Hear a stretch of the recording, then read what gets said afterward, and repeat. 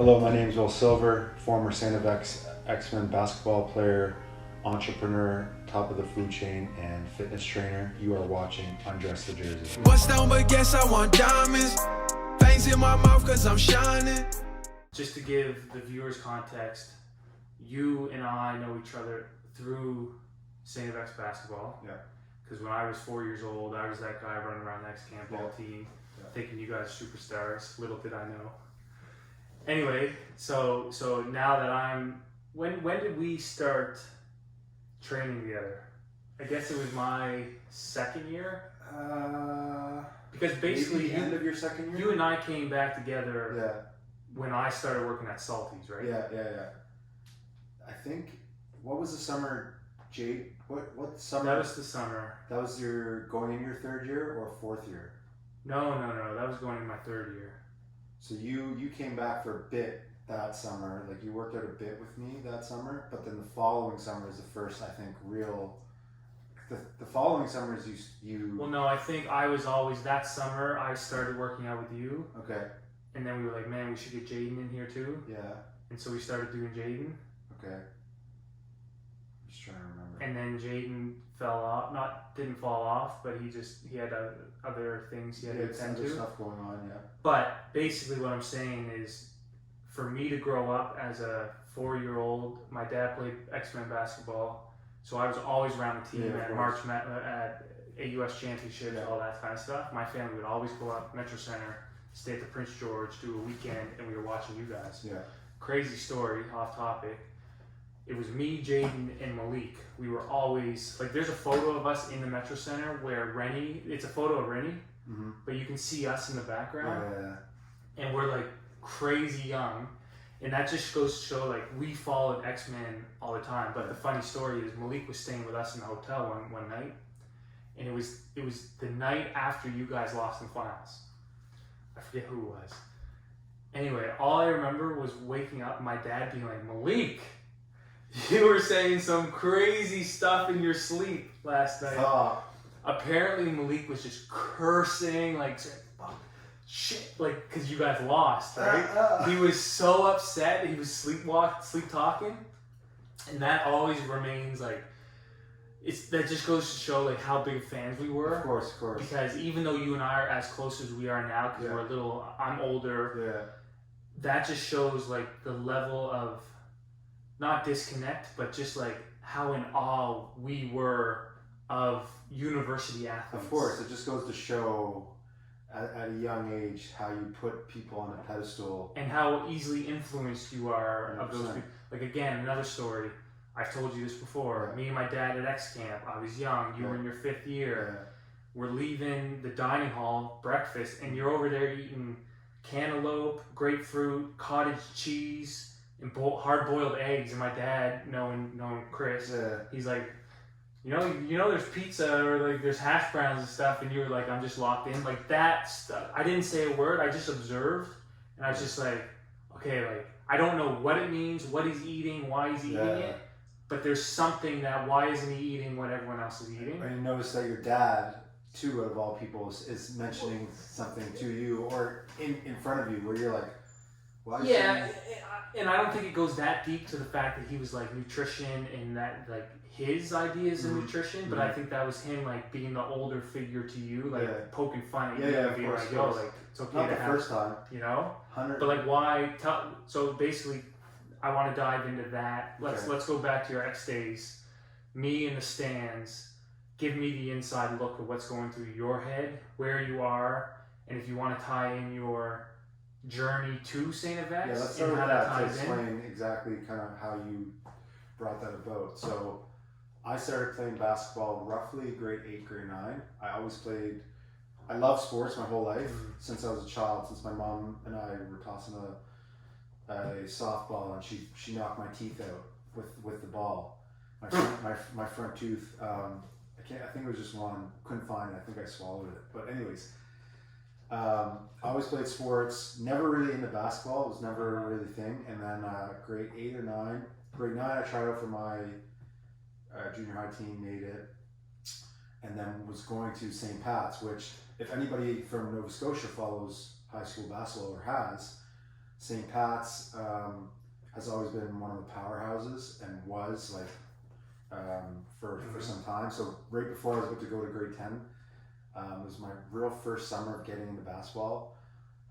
St. Pat's had just won a provincial championship. They had like some of the great, like some really, really high end Tyler Richards, T-Bear, Mari, Tremaine Mensa, Andre Upshaw, who went to Carleton, a bunch of like really tinky, so David Carvery, Jawan States, like Peter Layton, Bannon Morrissey, like the names just go on, like guys that all went to play like high level basketball, like all on this team.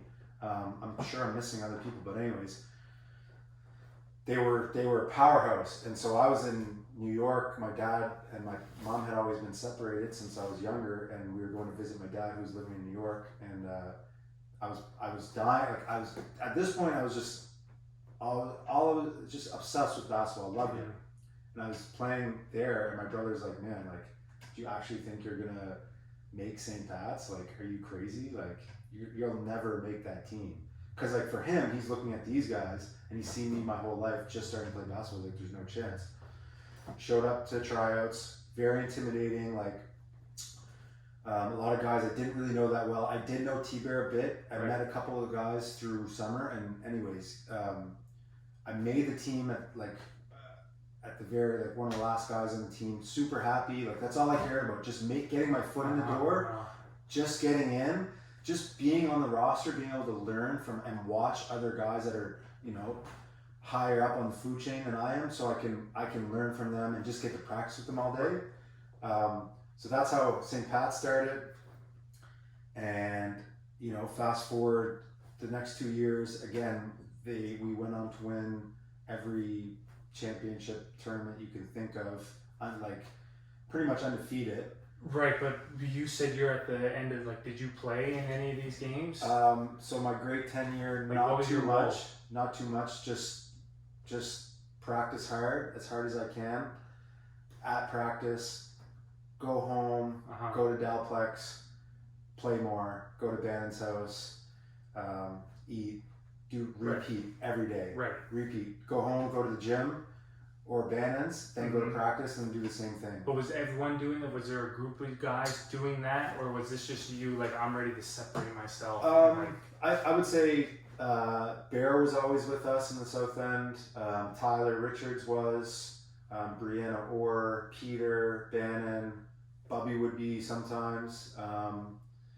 And there was kind of a core group, Colin Bevington, like Kenneth Reardon. There's a core kind of hoop group that was always kind of around each other. I don't know if every day we'd all be necessarily all of us together, but there was a group of us. But I'd say I definitely learned work ethic as a young kid. Not only from my parents, like my mom, my stepdad, but seeing Tyler. Tyler was always at Dalplex.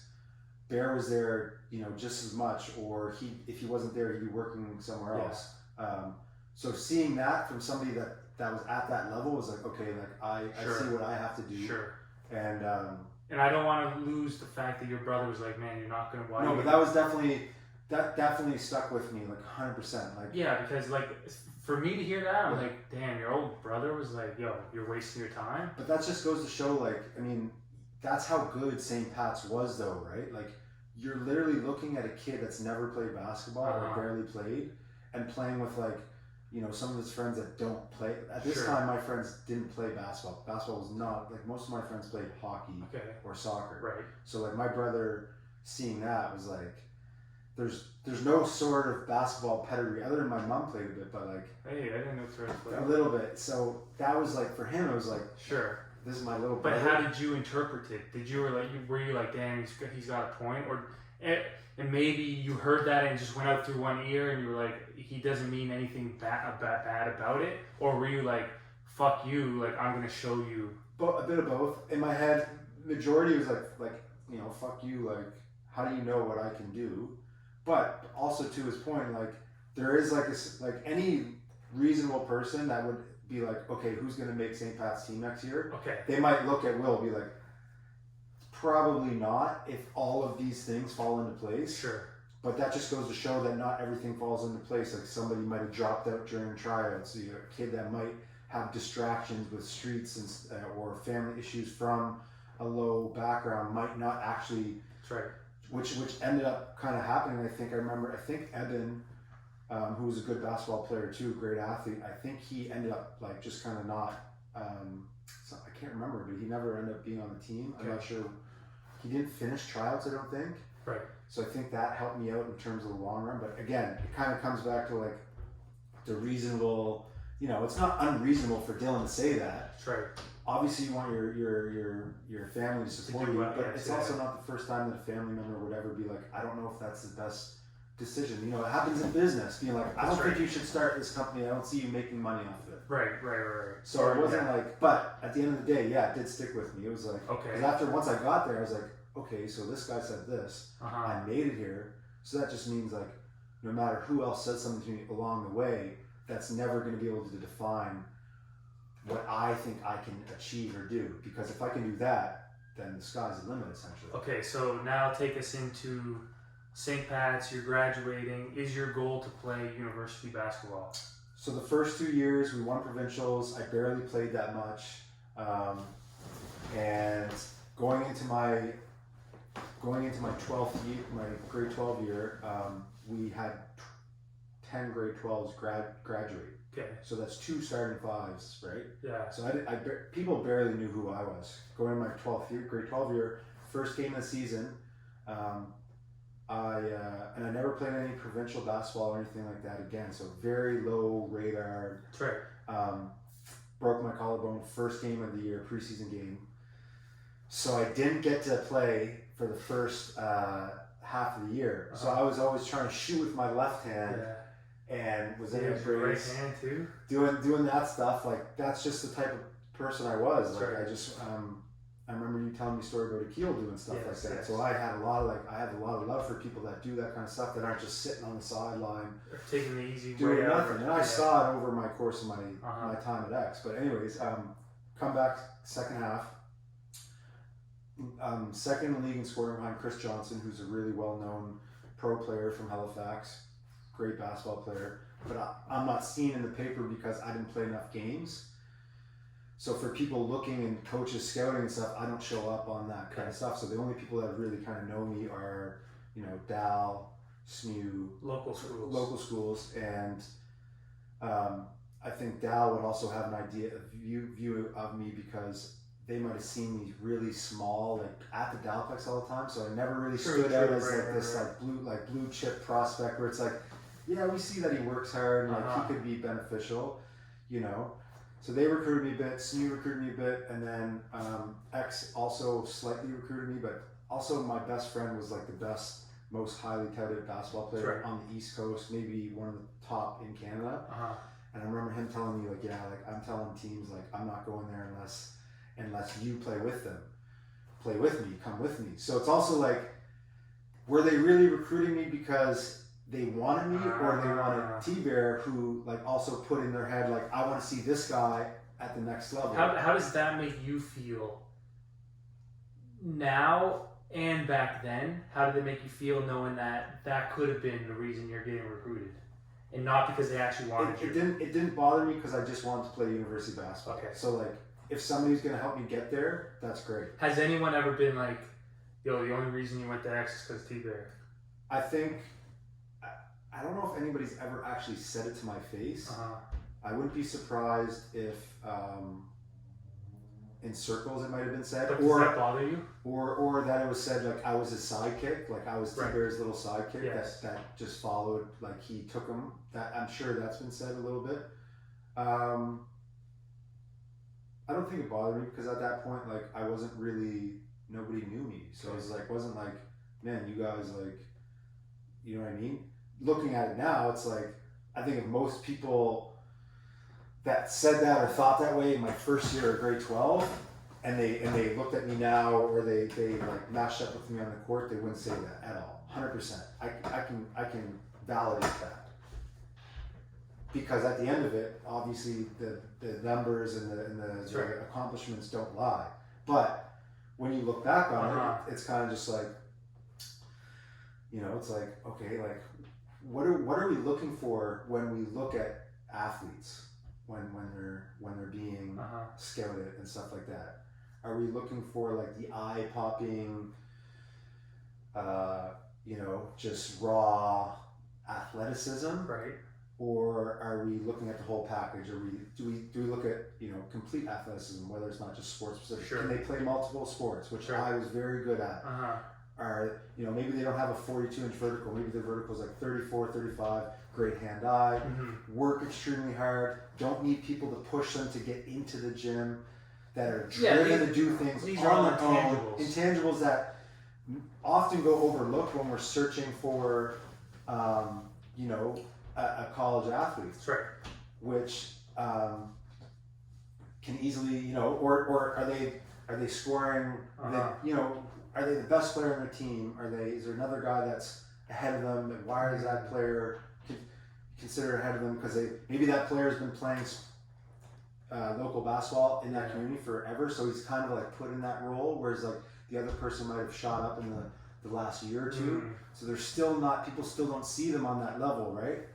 Have you had any conversations with Coach K when you first, in your first year, like what your role was for that team? So when I say I'm a walk-on player, and you know, there is the idea that he did come and we did meet a couple times. One of them, he was coming into the city because Gary Gallimore had to get a stress fracture dealt with, whether it was an x-ray or talking to a doctor. So he was in the city, so he showed up to St. Pat's and talked to me a bit. Other than that, Al Williams introduced me to him before, so I'd known him and we had talked. Right. I went on a recruitment trip one time with a couple other guys, and I was fortunate enough he said, you know what, we're going to bring you back for another trip with more guys, and I just want to see how you fit in with guys on the team. Yes. So after the second time we met, and this is kind of the time where like he's splitting people up, like he's okay, I'm going to recruit these guys, and these guys are cut off. Okay. So with me, it was like, guys like you work well with team guys, the chemistry's really good. I'm just like, I can't offer you scholarship or anything like that. So it's pretty much like, if you want to come to StFX, your first year, you'll have a spot on the team as like, I'm not going to guarantee you any minutes. I'm not going to guarantee anything. Maybe not even a jersey, but you can come and like you'll be part of the team. Like he's done that with players before, you're part of the atmosphere, and after the first year, like we'll see, like you'll have to earn, like if you want anything else, like I can't guarantee you anything. No money, nothing, but you'll be part of the chemistry, the environment, the culture. Right. Which for me, my best friend was going there. Tyler Richards, another good friend of mine, and former St. Pat's player, or St. Pat's player, was already there. So for me, it was like, and I had been to, like you said, Metro Center games when they won national championships. Okay. I was part of the winning atmosphere at the Metro Center. The history and culture. History of like, this is amazing. The whole Metro Center is rushing the court. These guys are legends. Like, just like you, like even though at that time I was not a basketball player, that's right. You understood how deeply rooted StFX was within basketball and that the basketball culture within Nova Scotia and Atlantic, university sport within Canada. That's right. To the point where once I got to high school and I started playing and going into university, I understood, you know, I have to pick StFX over any of these other schools, right? No matter what. So for you to hear that was like no brainer. I'm going. It didn't matter. He said no money. I was like, also this ties into kind of what we're talking about in life right now, is having the privilege of having a stepdad that can help me. That can help me go to school at StFX. Without getting a basketball scholarship, because a lot of the guys that I played with at St. Pat's didn't have the opportunity to have a parent that could afford to pay for tuition. And they received scholarships. They all got scholarships, 100%, probably full. I can't speak for them, but I would guarantee, I bet a large chunk of my whatever small savings I have right now that they got full rides. Okay, that's, So they, and there's nothing wrong. That's what sport's there for. no, exactly. That's the benefit of being But an athlete. that's the benefit of having a support system, of having a parents that have the foundation that can help. That's provide. right. So take us back to your upbringing. Like, did you come from money? Like, you mentioned your stepdad. Like, where did you come from? Where did you grow up? The atmosphere that you came from. I grew up in the north end of Halifax. My mother moved from Bower Street to Creighton. That's how I knew how Wade Smith and I had such a close relationship, because his family was on Bower Street when my mom first lived there. And a quick side story for people that don't really, especially white people that don't grasp what's going on in racism. I remember my mother telling me that when the Smiths were on Bower Street, when they first moved there, the neighborhood made a petition to kick them out because they're a black family. Like, they went around signing that. That's what she told me. I'm going to take my mother's word for it. Sure. But that's just an idea of what families that were trying to move up and trying to move into a comfortable neighborhood to raise their kids, to have this thing that we're just talking about right before this. This is shit they had to deal with. You couldn't even live on a street without having people sign a petition to kick you off, because that blows my mind. It's fucked. Like, it makes no sense, and it just ties into everything that's going on. Right. So that's just like kind of idea. So they moved to Creighton Street, which is just down the street. It's right above Gautage Inn. I lived on the corner of Creighton and Kinnaird, and my parents, went through what a lot of people's parents go through at some point in life. They end up getting divorced. My father dealt with substance abuse problems, would go on trips and leave and go to like the States, drive. He used to restore old Volvos, and he would do that, and he'd just take off. And when I was young, I was like, man, like this, like, you don't really think about it because you're so young. Like, mom's just like, dad's going away for a bit, or you don't even notice, and then that's right. And then he comes back, and then when you're older, you're like, holy fuck, like, what father just gets to bounce for like weeks or a month on his own for a road trip and leaves the mother with like 3 kids. Anyways, they ended up splitting up. We were on welfare, drinking powdered milk, struggling. My mom was working overnight janitor, doing anything to provide for us. Right. Across the street, she meets Mike, my stepdad. He's an architect. He was actually working, his firm was right next to our house, and that's how we started. Mm-hmm. They met, and then eventually they ended up marrying. He moved us from the north end to the south end on South Street, which is right near Dalplex, Corsbrook Hospital. Beautiful neighborhood. It's a completely different neighborhood. It's a 5-10 minute completely different neighborhood. 5-10 minute difference in terms of location. Mm-hmm. And it's actually years of segregation that actually separate those environments, which is crazy to think about.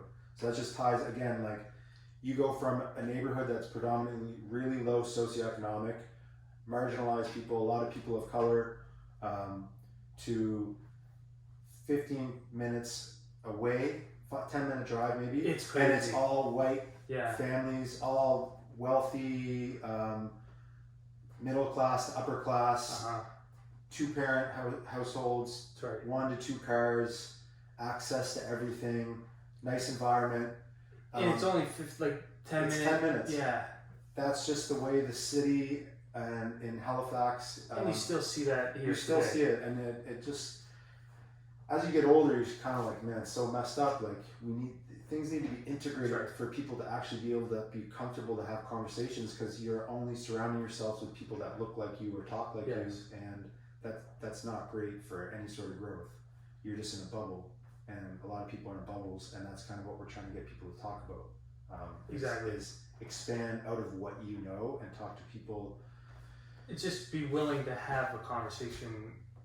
A lot of people are terrified to have those conversations right now, because I think, especially for white people, they feel intimidated that if they might have a different opinion and they're scared to be deemed a racist. But you need to have those conversations, even if you are wrong. You need to be able to talk to somebody for them to explain to you why you are wrong or why, and even if you're not necessarily wrong, but to be educated, you have to have the conversation or you're never going to be educated on it. No, I agree, and we've had conversations about this kind of stuff, and we both have put out our perspective and our need and desire and how important it is for us to get these kind of conversations started. But I want to take it back to StFX. When you were there, I'm close enough with you to ask you this question because you just touched on your biological father. Yeah. For me, it was one of my driving factors in basketball was the passing of my mother, and I used that to propel me to work hard. Mm-hmm.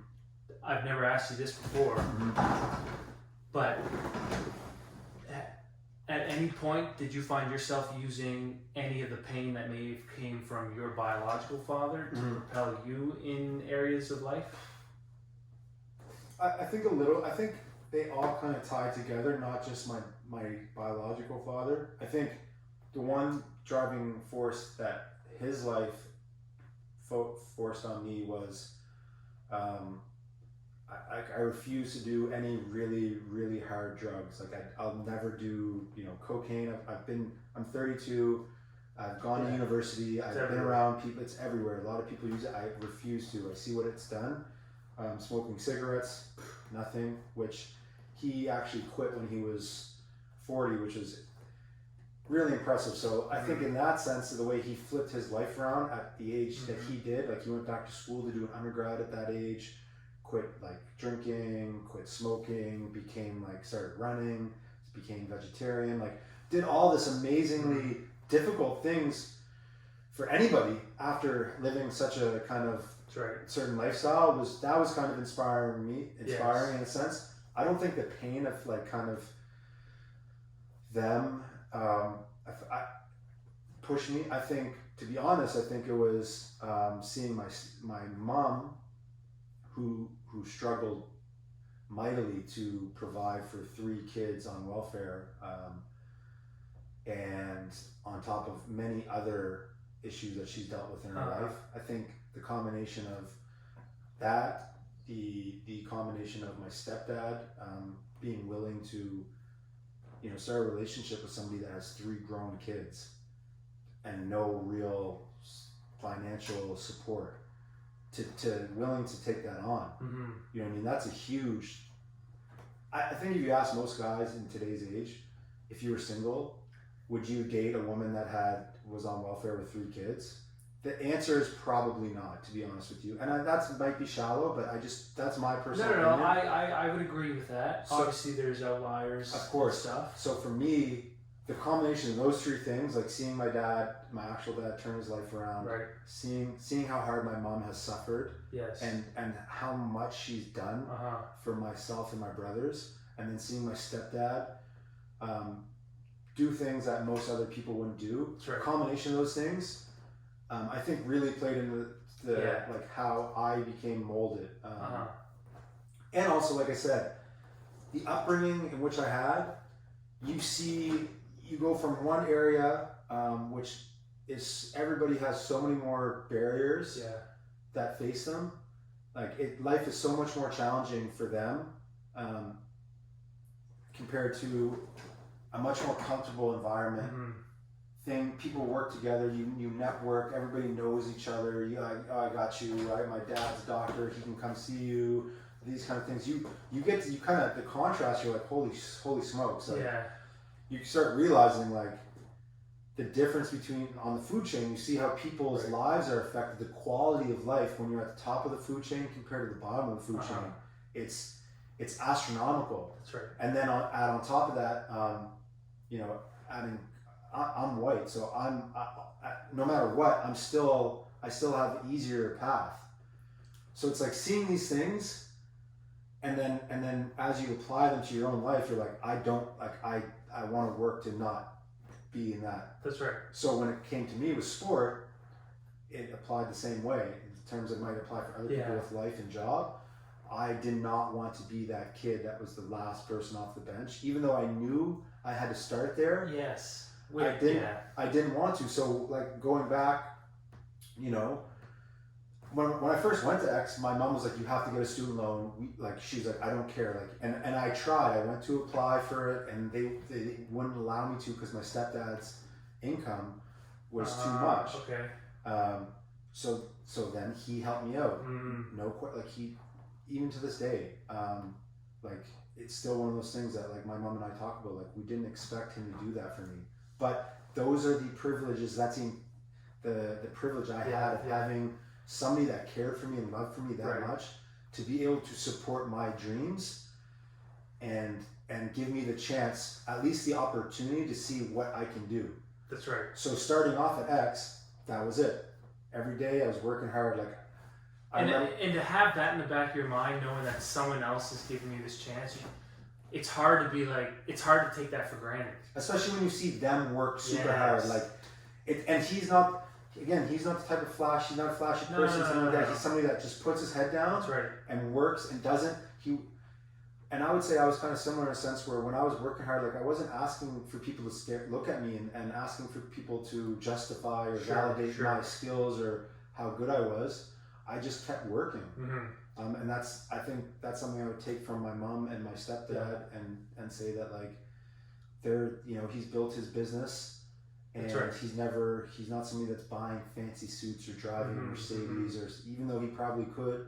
No, that's right. And I think it's clear after looking back at your 5-year career at StFX to know that you were someone who no one knew who you were in high school to then being a 2-time All-Star defense, leading. I remember Coach K was like at X Camp, each day we learned a new skill, and one of the days was rebounding. Yeah. And he says, I want to tell you, here's a question for the crowd. Who do you guys think is the leading rebounder on our team? Everyone's looking at the 7-footer, the 6'10", Alberto, Rennie, all these guys. Mm-hmm. And he goes, guess what? It's the shortest, smallest guy on our team, Will Silver. And it's just because he has the will and desire to go get the ball. Mm-hmm. So I think it's clear now that we know your backstory and where you come from, it's no question to see how hard you work and how hard you pushed yourself, the sacrifices you made in your 4th and 5th years, not party, not drink, eat well.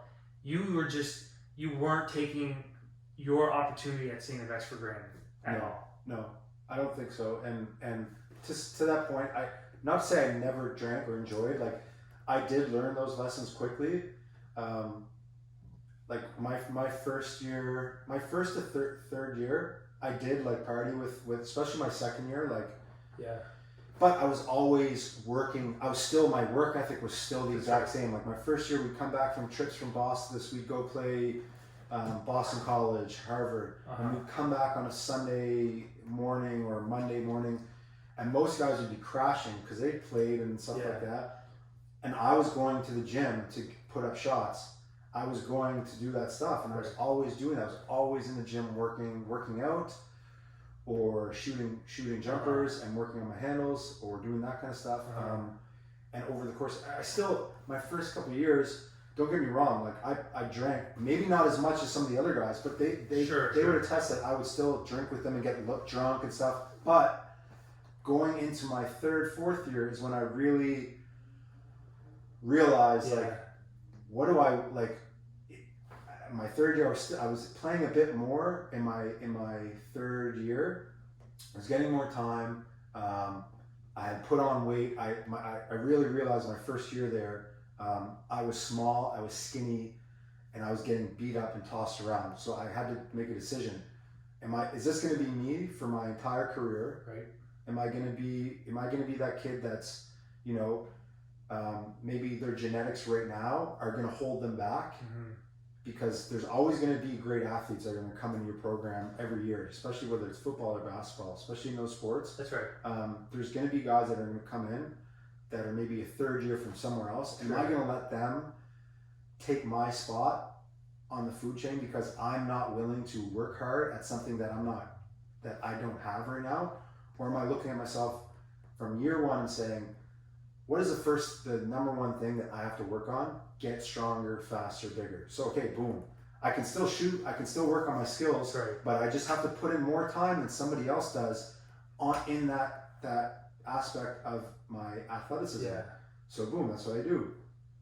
I get bigger and stronger, and it starts helping me out on the court.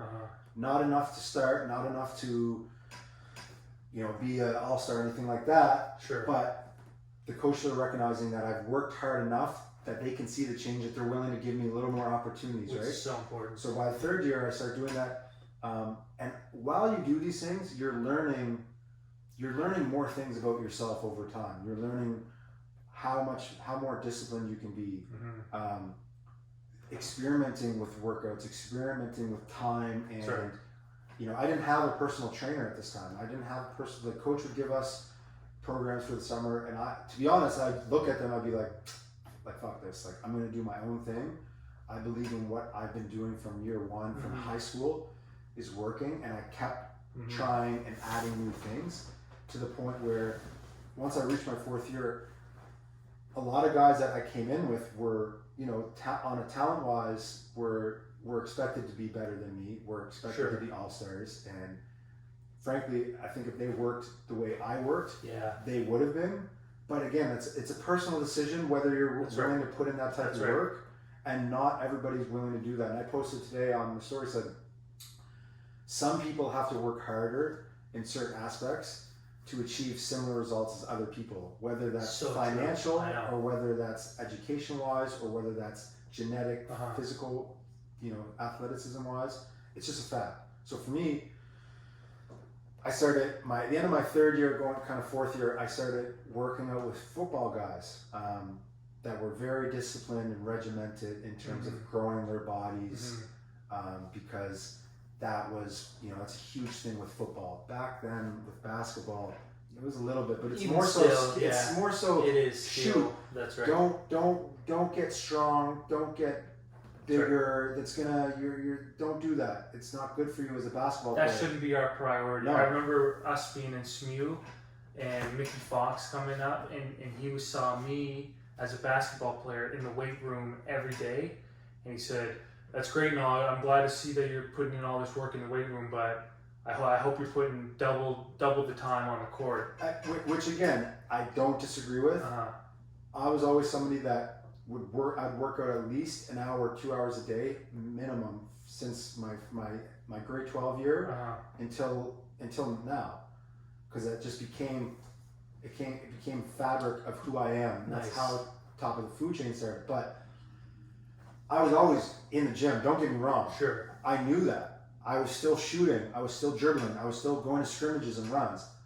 But I understood that with sport, especially basketball, there's physical skill. There's like the hand-eye, the dribbling, the shooting. Sure. There's the athleticism, physical, the build, players the that are strength, the players that all get by off of speed, agility, power, strength, and then there was players that were mindful, skillful So with their true, mind, yeah. and it's a combination of those That's three right. things that make players. So I knew if I can be the best at athleticism, physical, based on what I have, I just know that I'm not going to lose my matchup based on that, because that's something I can control. I know if I can get bigger, stronger, faster, Yeah. that I don't have to worry about that. If that's just something that if I match up against somebody that's they're much bigger, stronger than me, that's okay. But I did whatever what I could do to either be better than them, or at least do my best to hold them off. And then obviously I did the same with the other skills. Exactly. But it ties into that. And so I started working with them, and then I became I started to see the results in terms of what eating well, cutting things. I thought I ate well my first few years. I wasn't. I didn't. Right, because No. no one ever taught you. No, and then you see the physical standpoint, and again, there's all these little things that, and my brother in the back of my mind, That's right. it's still there. It's always still there. It's always still there. So you were almost hungry for like, what can I do or learn? What can I change to get an inch better? And to see guys like T-Bear and Tyler be like, okay, I want to be like, I used to see when they would show up to runs, how people talked about them, I was like, I want to be at the top of the food chain. Right. I don't want to be anywhere else. If I don't make it there, but I work as hard as I can, that's okay. I'm okay with that. Exactly. I'm okay with that. But if I don't, I'll never be happy or I'll never be satisfied with myself, because I'll know there's an hour, 2 hours in a day that I could have done, that I could have worked on something throughout a summer or season that would have benefited me greatly. You keep bringing up top of the food chain and me here on the food chain and food chain this, food chain that. Tell everyone what you mean. Why do you keep bringing that up? What is it? So top of the food chain is my brand that I created, and it's essentially you help me in paraphrase kind of what I thought it was. Is like it's a growth mentality, growth mindset. It relates to, for me, my passion has always been sport and fitness. So I've always wanted to be at the top of the food chain. We all understand what a food chain is, an ecosystem. That's right. Kind of the top eats, it goes down. That's right. You know what I mean? Yeah. When you're at the top, everything else looks up to you. You don't worry about as much. Your voice is heard. That's right. You're on a pedestal. People respect you. You've earned, not in all cases, but on most cases, you usually earned or somebody's earned that right to be there. Correct. Whether it's right or wrong, especially what we talk about today. That's right. But top of the food chain is kind of just this idea that I'm going to continually grow and get better at whatever my passion is or whatever my passions are. You know, some days might not be the exact same. You might not grow at the same rate, but that's the idea behind it. I think a growth mentality is the best way to put it, because that encompasses just striving to be better than you were yesterday. For you, searching for your greatest. That's right. Searching to be the greatest you can be. Yes, the version of yourself. Yeah. And specifically, you've taken that mentality and applied it directly, or you've used fitness in particular to help share that message, right? Yeah. And why did you choose fitness? Is obviously you touched on how big a fitness played on your athletic career. Yeah. But why didn't you continue playing basketball? Why didn't you go play pro? Why didn't you become? It's an interesting question. An architect and like, why fitness? Why do you think fitness is the best way to share that growth mentality? Well, for one, it's when you first start off, it's you see growth immediately. Like when you start getting routinely involved in fitness and you create structure, you immediately start to see growth within your body, physically and mentally. You start to feel better. That's just a fact. And so, like I said, with basketball, it became a massive part of who I was. It became regimented into the fabric of who I am now and who I was then. Right. And when you say, well, why not basketball? I think basketball is still part of me. I think it's kind of been a little bit in the hiatus. Like when you say, why didn't you go play pro? I think it kind of turns into as well as like as you move up the food chain within sport or within business or school, sometimes you can get a little bit lost in terms of when you've been fighting for something so long, and then you start getting kind of validated with you win, you start being awarded like all-stars and things like that, all conferences, MVPs. Are you talking about complacency? Like not even complacency, but you almost like the I don't want to say hunger, but the expectation for people to validate or help that are helping other people along the way to do the same thing for you. And then when you don't see that, it is a little bit of a mental killer. So for me, when you say, why didn't you go play pro? And also kind of ties into what you said about what you've always said on the podcast about kind of like when you went to X, that was like you always just want to play university basketball, So whether it was true. D1, and then it Yeah. kind of. So for me, it was almost like. It's almost like, in a sense, like once I started getting these awards at the end of my career, it almost validated the last 8 years of my basketball Right. career in a sense, where I almost expected people to recognize the type of player I was, and also playing pro, as we've talked to other people, is I think it's a little more difficult. It is, to kind of get your foot in the door.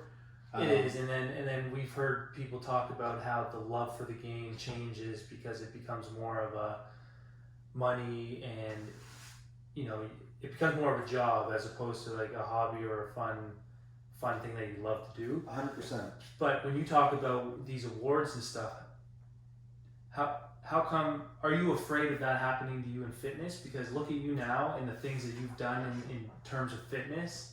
You've done 100%. I don't. crazy stuff that would validate anyone as like, okay, this guy's fit. Yeah. Like Very fit, extremely fit, and done. Yeah. And done naturally without any. That's right. Without any help. That's or, right. Or, So what I'm saying, why do you think fitness is the best way for you to get your message and your belief because I think it to ties, other people? Because I think it ties into a lot of life lessons and educational lessons within society and government and family and anything like. Sure. Pretty much, if you want to be successful physically in a gym with any, whether it's weights or running or boxing or swimming, you have to do it consistently. You have to be disciplined. You have to sacrifice.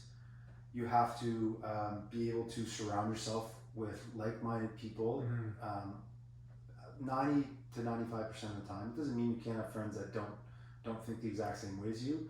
But to be honest, at the end of the day, if there's a certain goal that you're driven for, you literally have to put yourself in a different space than other people if they're not willing to understand that or want to see or willing to do the things that you're willing to do. So talking to a friend of mine that just did something really impressive in terms of studying, it's the same idea. He separated himself from kind of friends and social life, and he had to focus and sacrifice on studying all the time to accomplish what he wanted to accomplish. Whereas me, I had to sacrifice time to work out, to better myself in sport. It's the same idea.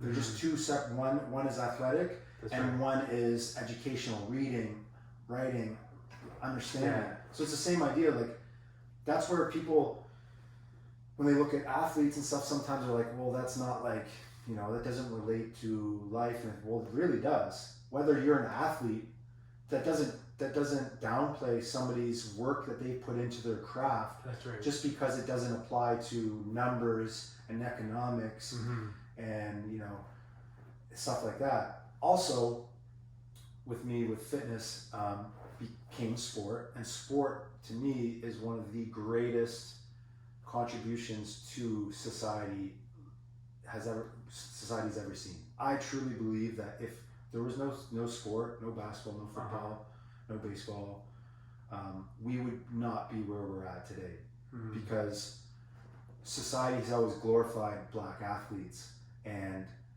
athleticism and team sports has also brought us together and helped people understand each other at a much deeper level than society, because society has only segregated us and pushed us apart. Right. Where sport and fitness bring people together for a common goal, where we don't care about where we grew up. We don't care about what our skin color looks like. We look at each other, oh, you're trying to get your bench better? This is what I know, or like, let me help you, let me spot you. Sure. Or you're trying to run faster, I can show you this. It's not about, well, you're this color or that color. It's about the common goal. It's the cohesiveness about what we're here to achieve and do together. Whereas, like I said, I don't think if we had, a sport, we didn't have sport or fitness where we're working together in the same idea. I don't think there's too many things in the world, like obviously I'm sure there are, but just off of the top of my head, I can't think of too many other things that replicates the skills and values that you learn from sports. It's unbelievable. It's relationships, it's work ethic, it's sacrifice, it's leadership. There's all these different things that you gain from sport, and as we've talked to many athletes on our podcast, we all relate to the same thing. And the fun part is that by me doing UndressTheJersey, by you doing top of the food chain, by Shan doing law school, all of these former athletes and current athletes, they've taken what they've learned from sport and applied it to other areas of their life, right? So for you, you learned the value of work ethic and drive and proving doubters wrong and pushing yourself to the limit through basketball. And through that, you found a passion from fitness and working out, and then you've created something outside of that you're now working on and you're passionate about. You're trying to grow to a point where you can touch lives outside of your inner circle, just to help them do the same thing or find their passion or find their thing in life. 100%. I think you touched on it. A big thing. One thing I didn't mention too is like I talked about the doubters and my brother and stuff. Touching on that too is that, you know, there's some prominent people within the basketball community here that when I was in high school and going into my first year at StFX were saying, yo, like this guy, my first basketball coach said, don't go to StFX. Steve will never play you. You'll never play as where you're going in right now. You'll sit on the bench for 5 years. I had a prominent college coach who's a fire chief now tell me I was making the wrong decision, that I should stick to I'm a small college player. I'm not a university player. It's definitely not StFX player. I'm not ready. I had peers that were playing at the level already say, man, why is StFX recruiting him? Right. What's going on? Like, he's not ready for the next level. I had guys that when I went to X, like I've talked before, cross country guys saying they're better than me, that they're football guys trying to play me one-on-one. Other athletes saying, yo, this guy's just here because of T-Bear, this kind of stuff. So all these people are telling me what I'm capable of doing, yet none of them really know me. No one actually really knows me. No one actually spends a day with me. That's right. No one spends a week with me. No one spends a month with me. Nobody knows my background. Nobody knows anything about me. But all these people are trying to tell me what I'm capable of doing. And it just goes to show that, like, that's why I think fitness is so amazing and sport is so amazing, because the same thing can be said to a kid that grows up in the fucking ghetto where, yes, it's not going to be easy and it's going to be really hard, but you can achieve. Don't let fucking society, don't let other people around you tell you what you can achieve or what you're capable of or what's gonna happen to you in the next year, because they don't fucking know you. They don't know what you're capable of. They don't know how focused you're gonna get. They don't know how much you're gonna grow over the next year. They don't know who's gonna come into your life. They don't know any of that shit. Yeah. But people are always constantly telling other people what they can do, what they can't do, who can do what. And it's fucking bullshit. It doesn't, all that matters is what you care about, what your passion is, what you envision for yourself, and putting effort and time and creativity and experimenting and trying new things and never like giving up right away. That's right. Always keep trying to find ways. You're gonna come, and things are gonna be tough, you know what I mean? Yeah. Things aren't gonna be easy. But until you exhaust all avenues, all solutions in terms of finding, all routes that you can possibly find to get to where you want to go, then that's when you'll know, okay, it's not for me. But most people don't even get that far. No, they don't. Because they listen to all the voices outside that have zero knowledge of who they actually are and what they're passionate about. And that's the big thing about today, with like we talk about with social media. Social media is huge. You got all these people chiming in on, this is right, that's wrong, that's right, you're a bad person, you suck, you're the best person in the world. This is like, follow so-and-so. They like, don't follow so-and-so. But until you undress that jersey, until you have the talk, everybody's trying to tell other people who somebody is. one thing about sport and fitness that you said, why do you think that, like, why'd you pick that? Because there's so many variations of sport and fitness that you can enjoy, right? That you can get better at over time. Which is the same to be said with society. Just because my profession is one small aspect within society, that doesn't mean that I can't get better at and learn in other avenues, in other areas of life. Like, just because if I'm only a lawyer, doesn't mean I can't be good at gardening, or I can't be a good family member. Or if you're just an athlete, that all you do is know how to bounce a ball.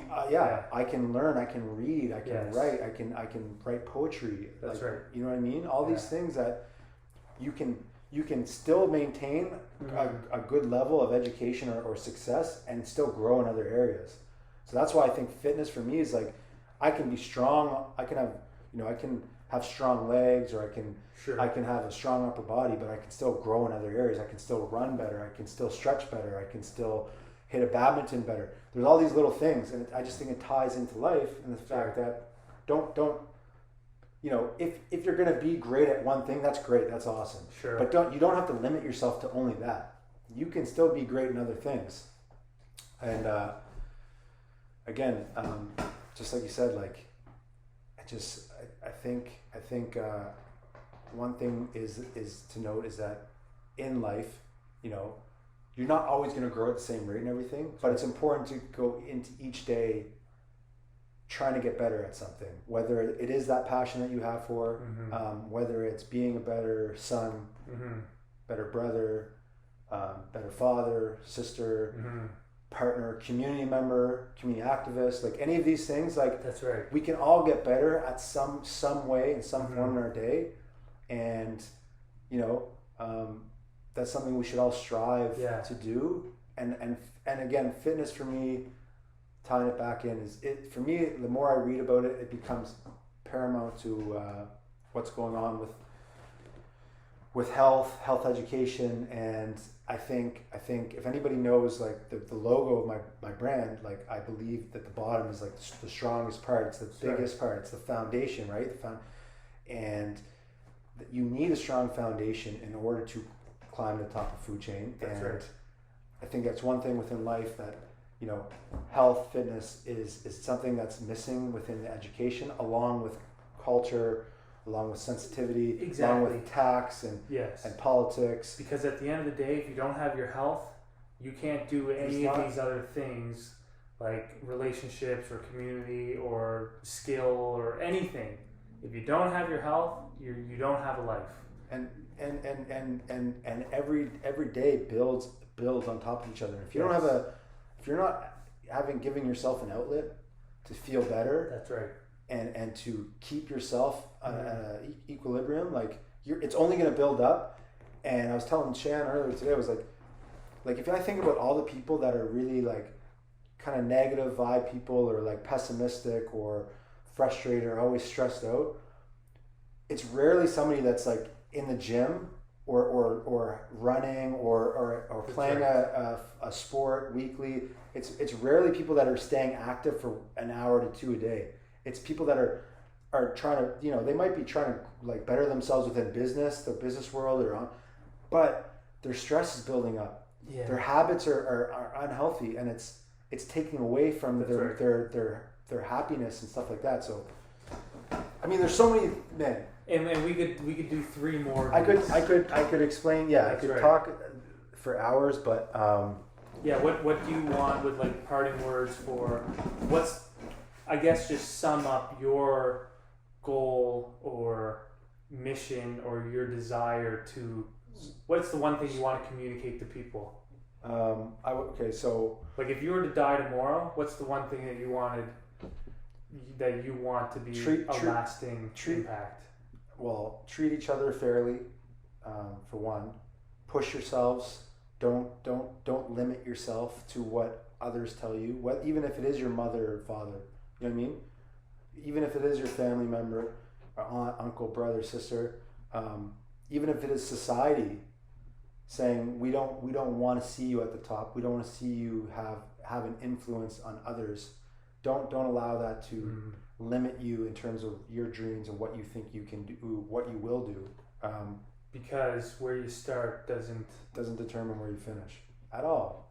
And again, that's the thing about the food chain is that everybody starts at different places. And what people are starting to realize right now, white people are starting they're starting at an advantage, and they just have to learn to accept it. You know, doesn't diminish anything that you've done, but you have to be able to understand that, listen to that, and try to help change so that everybody we start coming a little bit closer together to make it fair, to make it easier. And it's never going to be fair. It's never going to be easy for everybody. But in society, we need to change certain things in order to allow people to be able to not be stuck at the bottom of the food chain where their voice isn't heard, where their quality of life is going to be much worse off than somebody else. But again, I think my parting words are just with top of the food chain is bettering yourself every day. Everybody, I don't care what you look like, where you come from, push yourself, push others to be better, care for others, and expect nothing but your best. That's for me, that's one big thing, is that we're all so capable of so much more than we actually give ourselves credit for. And that's essentially, I think, what I would like to say to end it off on. I don't really know if you have anything else you want to say, but I love, like I said, I love the UndressTheJersey. I love the stories, because I think as athletes, when we read certain, maybe not everyone will hit us the same, but I've definitely read certain quotes and heard certain stories where I'm like, man, like I believe that so much. It's just my belief Reinforcing. that we're all so connected, regardless of what we look like, where we come from, who we know. We can relate to each other in ways that we don't even understand yet, and that's because we're not having conversations that allow us to get to know that side of a person. 100%. So that's my goal, and I just can't help to not believe that this conversation and the words that you just shared is just going to hit that one person whose older brother told them they can't do that, or they see their mother struggling and they're like, oh, like life sucks. It's gonna hit one person. Someone's gonna share this to somebody, whether we know it or not. I think you are an inspiration, and everything that you do is powerful. So I just wanted to say, you're my guy. Thanks for hopping on the show. I appreciate it. Everybody's gonna have that Dylan at some point in their life. That and don't get me wrong, my brother and I love each other. Like, we're super close. But everybody's gonna have something like that in their life, and some people will listen to it and some people won't. The ones that don't listen to it and go against it and go at it are gonna learn at a much quicker, earlier rate, that they're gonna grow from that, so that when I did have those people, say in high school and university, it was just the same thing, and I had already known that I could get around it. So it's learn and take on those discomforting comments or uncomfortable challenges. Because everyone's going to hear it. You're gonna go through it over and over. But once you understand that you can do it. The other ones are a little easier, and you realize, okay, I've already been through this. Like, this ain't nothing new. I just got to keep moseying on, keep doing what I'm doing. Put your head down and work. Yeah. And we're about to go hit a workout right now, so make you already sure. Know. I already got pumped up right now just talking about that. You know what I mean? I just felt I'm ready to go. I'm sweating. So everyone go follow the top of the food chain on Instagram, Twitter, TikTok. Big TikTok guy, and thanks for tuning into an episode of UndressTheJersey. Hi, my name is Will Silver, and you were just watching UndressTheJersey. What's down but guess I want diamonds. Fangs in my mouth cause I'm shining. Jewelry fake while you lying. All of this capping of